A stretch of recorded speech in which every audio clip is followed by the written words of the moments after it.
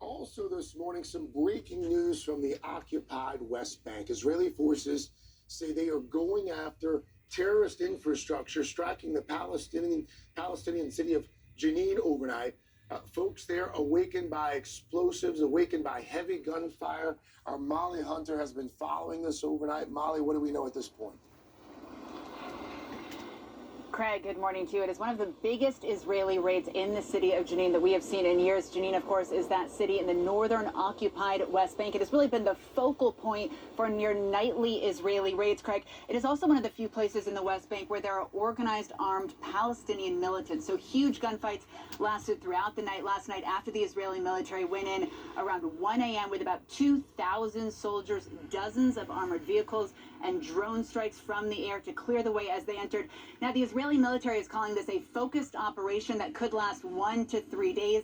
Last month, we saw the first Israeli drone strike in the West Bank in about 20 years. Today marks another serious escalation. Now, the Palestinian Health Ministry says at least 8 people were killed, most of those militants, dozens injured, many by live ammunition, and that death toll likely to rise because some of those injuries very critical. Now, Palestinians in Jenin say bulldozers were blocking main roads getting in and out. We've seen video of that, making it very hard for ambulances to reach the injured and evacuate the bodies of the victims.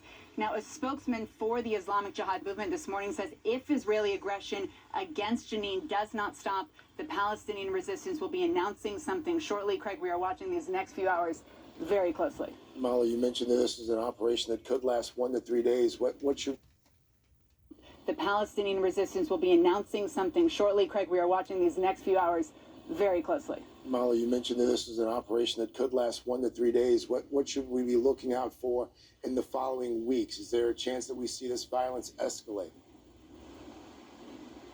Absolutely, Craig, and we're watching two things. Of course, we are watching Prime Minister Netanyahu's government very closely.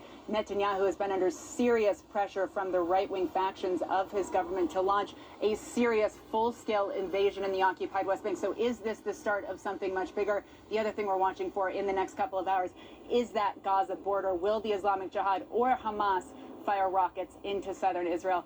We are all over this story, Craig. Molly Hunter there on that breaking news overnight. Molly, thank you. We want to turn now to another tragic mass shooting here at home. This one